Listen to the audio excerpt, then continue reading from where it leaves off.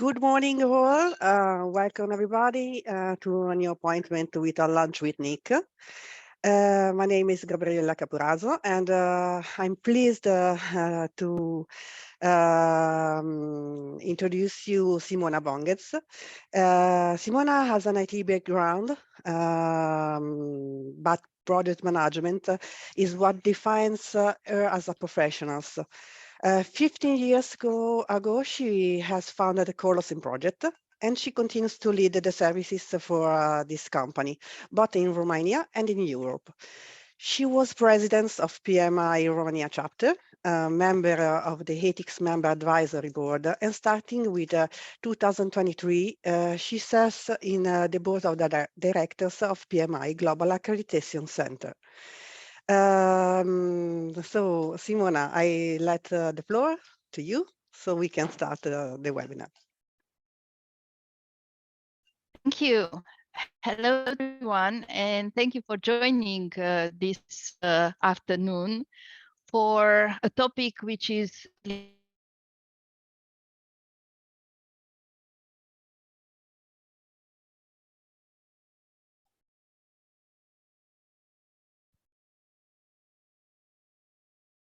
I think that we have some issue. Simona, can you hear me?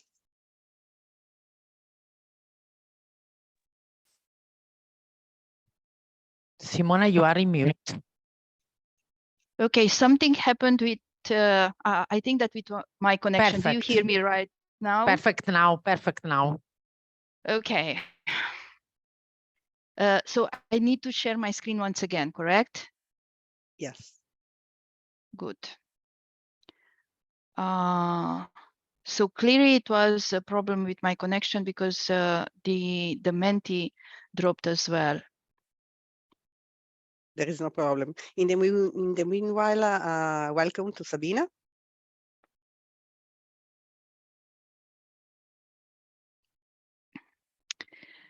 So, ladies and gentlemen, I just wanted to say hello to everyone, to thank you for joining this afternoon for a topic which is of high interest to all of us.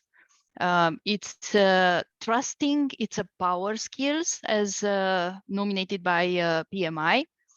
And today I'm going to talk about how can we build this trust while working remotely. Just can you please confirm that you can see my screen? Not yet. Not yet. Okay.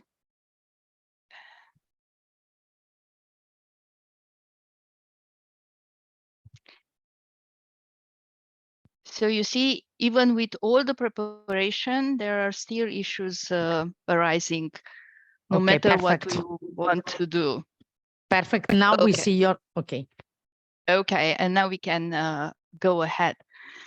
So what I would like to invite you is to go to menti.com. You can use your smartphones or you can use your laptops. Just go to the browser, type menti.com, and the code it's on the screen.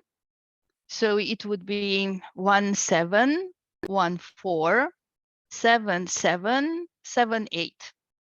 So either on your computers or your smartphone, menti.com in the browser, and the code is I repeat 17147778.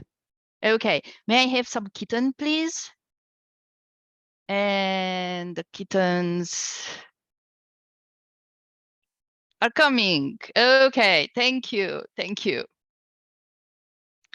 I wanted to join me on Menti so that you also know something about our audience. And it would be my first question for you. It would be, where in the world are you today? You can type the city or the region. Let's see. Okay. That's nice. You should also add Bucharest here. I'm not on Menti right now, so I cannot type the city, but I am in Bucharest today. Great. And you know that the size of the font is proportional with the number of people adding it. So definitely Italy. And most of you are in Milan, but I'm happy to see really Rio de Janeiro. Now I envy you. Okay, ladies and gentlemen, thank you very much. And I have one more important question for you. Maybe I just wait 3 more seconds.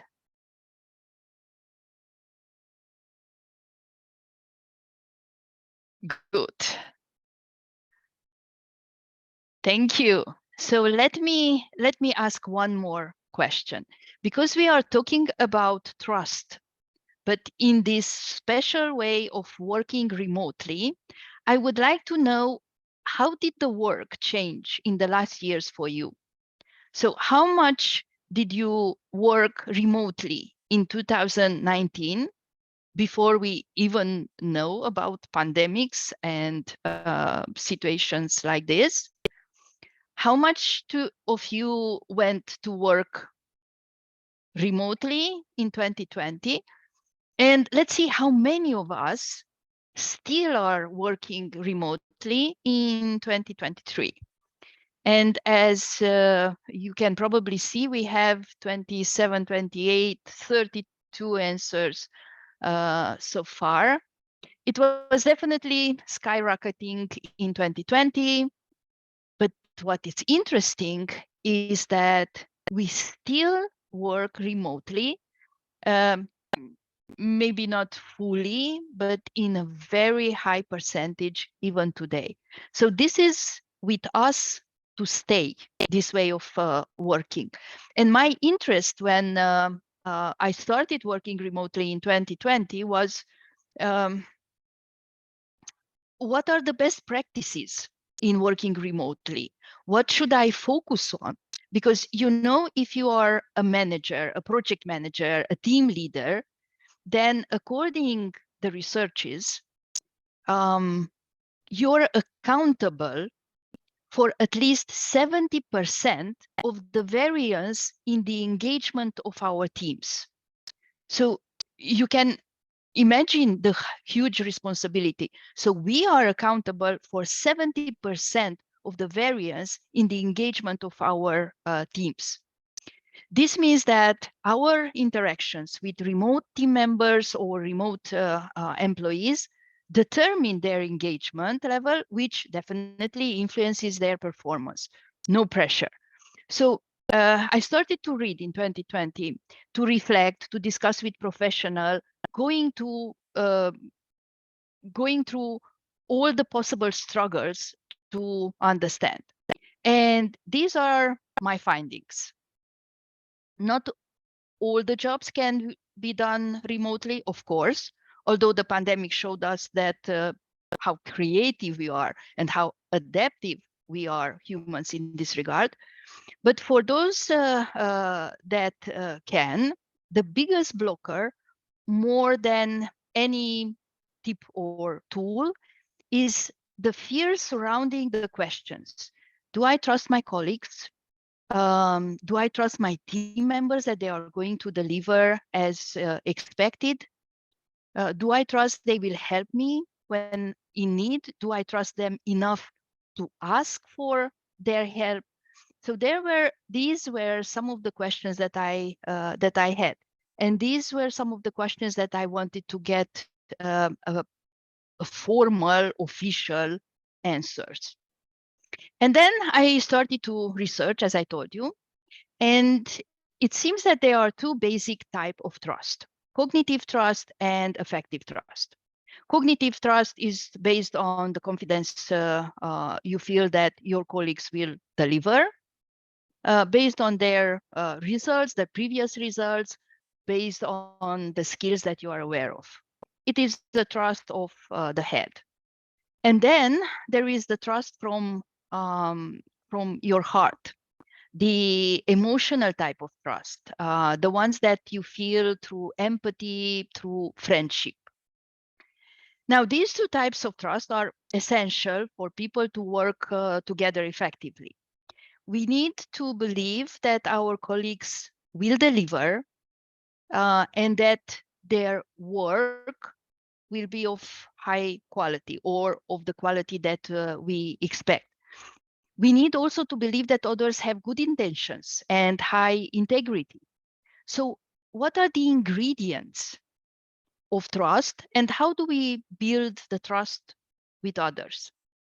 Now, clearly, trust is essential for people to work together effectively. And somehow we need to believe that our colleagues will deliver and that their work is going to be of the quality that we expect. And this is the part of the actions. Somehow building trust has these three dimensions. The actions, so we need to understand and to believe that they will deliver.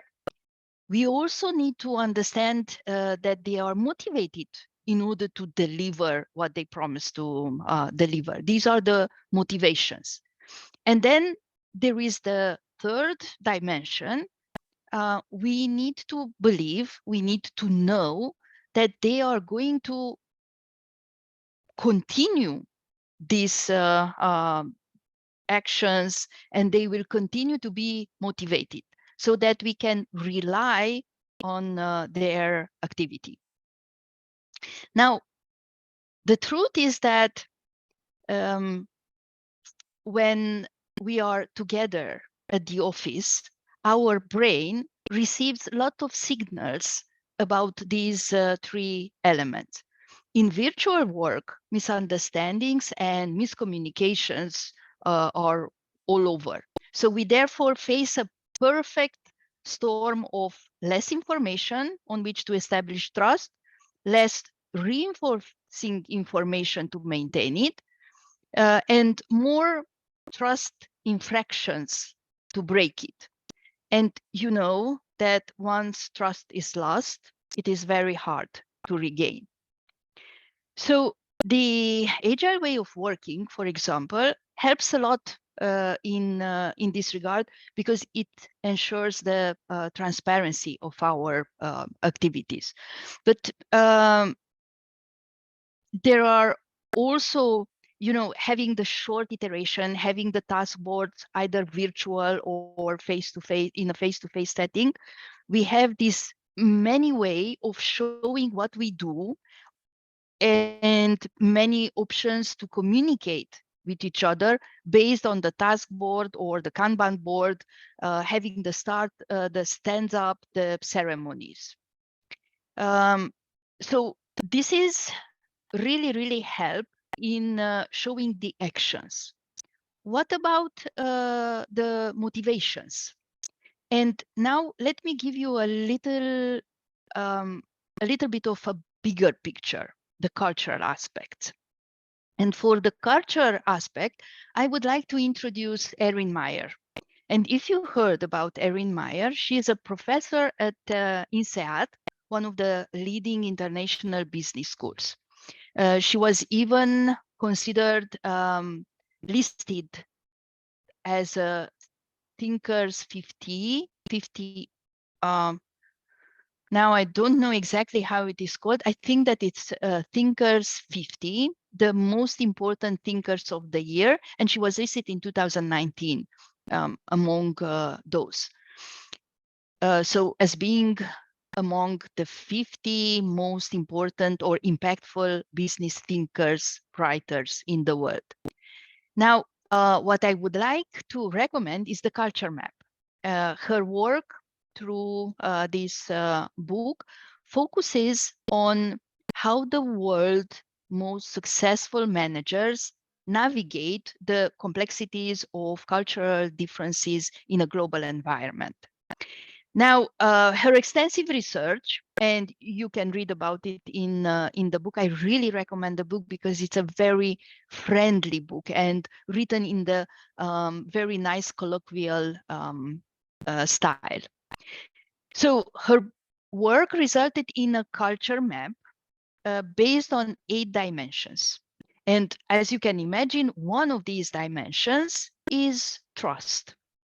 Now, when she described this dimension, she considered this axis, which you can see on the screen, from task-based trust on the very left-hand side till the relationship-based trust on the right-hand side. And I will just give you 2 words about it. The task-based trust, which is the equivalent of the cognitive trust that I showed you previously, it is built through business-related activities. So we work together, we see our results, we have a relationship based strictly on these working activities, and therefore somehow we think about trust in this way. You do good work consistently, you are reliable, I enjoy working with you, so I trust you. On the other side of the axis, trust is built through sharing meals, going out for dinner or having drinks together, visits at the coffee machine in our office building. So work relationships are built up slowly over a long term. So it's something like this. I've seen who you are at a deep level. I've shared personal time with you. I know friends who trust you, so I'm going to trust you. Now, in between these 2 dimensions, in between these 2 limits of the axis, where do you think it's Italy? So take a look to these countries, and you can probably already imagine that if you live in countries as US or Denmark or Netherlands or Australia and maybe Germany, you will develop work bonds based largely on cognitive trust. If you are, I don't know, in China, Nigeria, Brazil, Saudi Arabia, then trust is relation-based and it's built through developing a personal bond. So just pick one country around which you think that it's Italy, because then I'm going to ask you, the next question is, where do you think it's Italy positioned? Next to which country? And please type the country that you think. Let's see. So this way, you know, I know that you're there, because otherwise I'm just looking to my my screen. And I come from Romania, which is really, really a country on the right-hand side. So most of you have chosen Spain, France, Spain, a lot of France, a lot of Spain, Greece, near Spain. Okay, Nigeria, not so far, not so far. I know that Italy, or should I say Romania, it's very similar to Italy in this regard, but not quite Nigeria, or China or Brazil. Okay, so you can see between France and Spain, Greece, in the task position near US, really, Italy. No, I cannot believe it. Okay, let me show you. Thank you very, very much for all your contributions. And let me show you. This is where Italy is positioned. Actually, it was written between France and Mexico, but I erased it and I move it on the scale, on the axis. So you see that definitely you cannot say that trust is only relationship based in Italy. but definitely it is a combination in which relationship-based trust has a more heavy weight. Okay, so what can you do about it?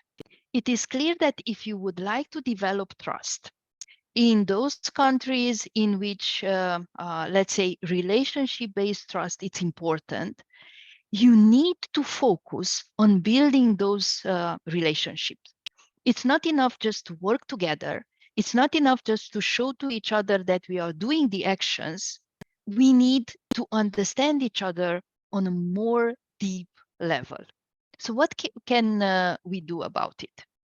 And let me also remind you that we are thinking about what can we do about trust, considering the fact that we are working remotely.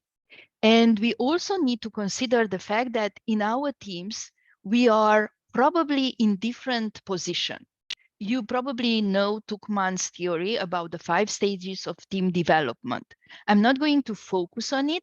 I'm just mentioning it because in different positions on the team development stages, you will use different activities. So for example, what can you do if you work remotely and you would like to help your team to develop this trust when you are just forming the team?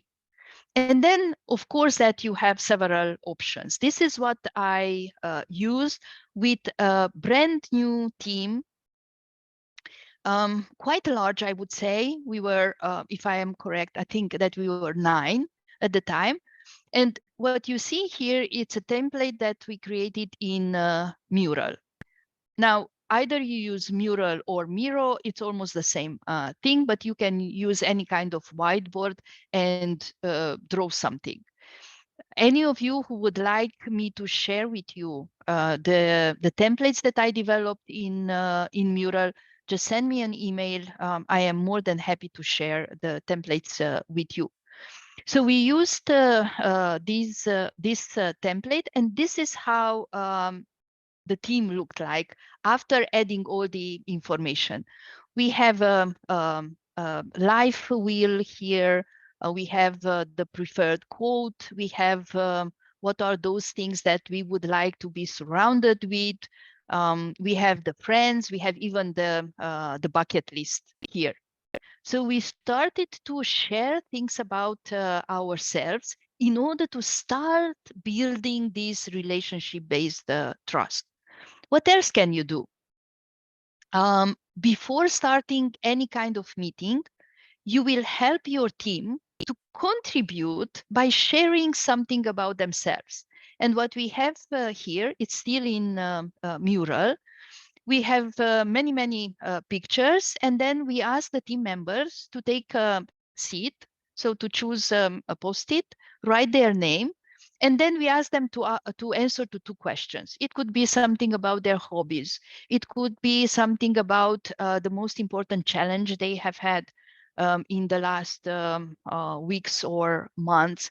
And then they will choose pictures. So instead of writing an answer, they will choose a picture which will illustrate the answer to that question. And then we give a voice to each of our team members and we ask them to share with us. They usually have 30 seconds.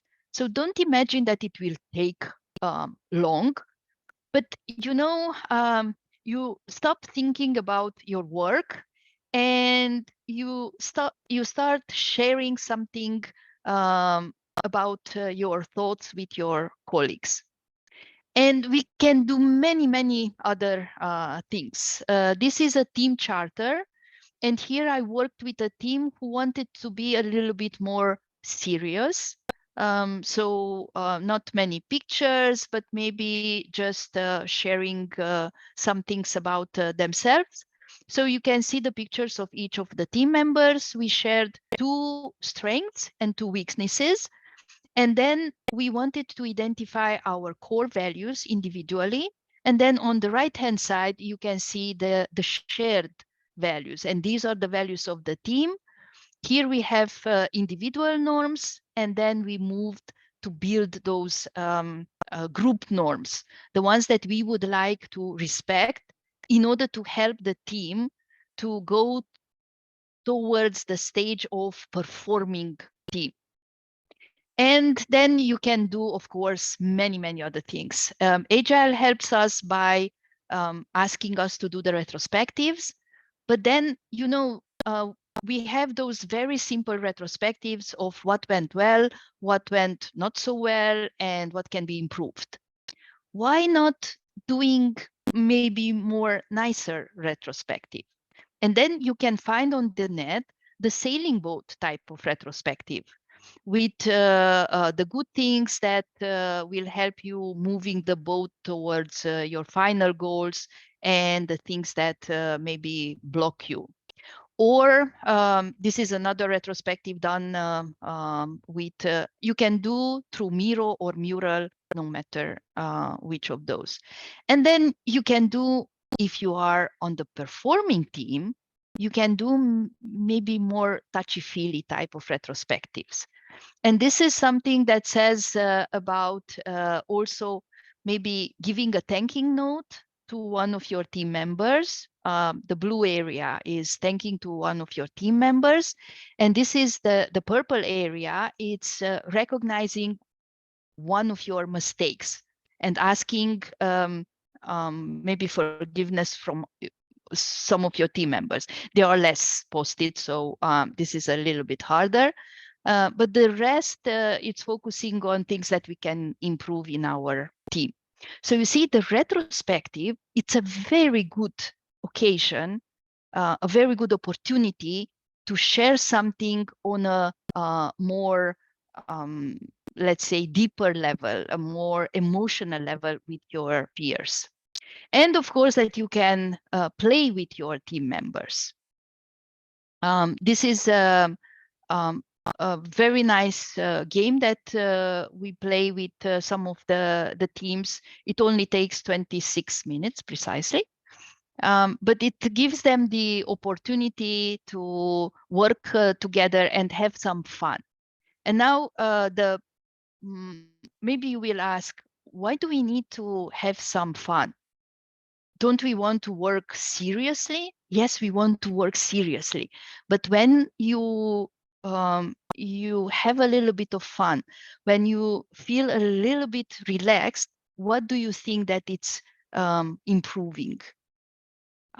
Your level of creativity and your level of performance. So don't be shy in offering your colleagues the opportunity to play, to have some fun, because this will only improve their final results. Okay, and now the last piece of information that I wanted to share with you. Why do I insist on this topic of trust while working remotely? Will we continue to work remotely? And I already have seen on your first slide, when you answer to the question that how did our work changed in the last year? So it started in 2019 having less amount of work remotely. It skyrocketed in 2020 because that was the situation. And then you could see that still in 2023, we still work remotely. And I see some of your comments. Yeah, unfortunately, well, Yes. I said unfortunately, but actually I'm really happy that working remotely is here to stay. We can work somehow in a blended way. Yes, Okay. Simona. Yes, Yeah. Simona. Thanks a lot for your speech. Obviously, it's a very, very important and actual present discussion. So it's a very inspiration also. There are some questions from from our colleagues. One is, for example, after reduction of COVID restrictions, some people, entire business unit, still prefer to work 100% remotely, as they appreciate the advantages, less commuting, more flexibility. So How to persuade course. them about the advantages instead of face-to-face interactions, which they are losing? What we are doing, for example, in the companies that we are working with as consultants or HR coaches, they really feel the need of having this face-to-face interaction. So we need to understand both type of people, the ones who would like to work face-to-face all the time, and we need to understand also those who are who want to work remotely. And most of the company decided to have 1 day of face-to-face activity. And usually you can imagine that this 1 day of face-to-face activity, it's not about activity. It's about having coffee together, about talking about the rest of our days. But it's a very good socializing opportunity. And this is what I recommend. Companies will need to consider the remote work because for some of us, it's extremely good, but also need to consider also those colleagues who would like to see the other colleagues face to face. So having this blended way of working with 1 or 2 days of face-to-face activity, I think that is the compromise that we need to make. So really, thank you very much. We have received the other question, but we will answer later. And writing obviously the to PMI NIC team events. And also the presentation will be shared if someone of you, the participant, would like to have the presentation. Obviously, asking to the PMI NIC team events by email, we will send the presentation of Simona. Obviously, the additional information is if you have inserted during the booking this event the ID PMI, you will receive also the PDU accreditation. So wait for 10-15 days for receiving them, but we will arrive. So really, Simona, thank you very much for this speech. And this is a very, very important issue nowadays. So probably we will ask for additional intervention by you. Okay, thank you. And if there are questions, Sabina, which I couldn't answer, please send it to me through email and I will answer in writing to those. Thank you for your availability. Thank you. Thank you very much. Enjoy your weekend. The same for you. Bye-bye. Bye-bye. Thank you. Bye-bye.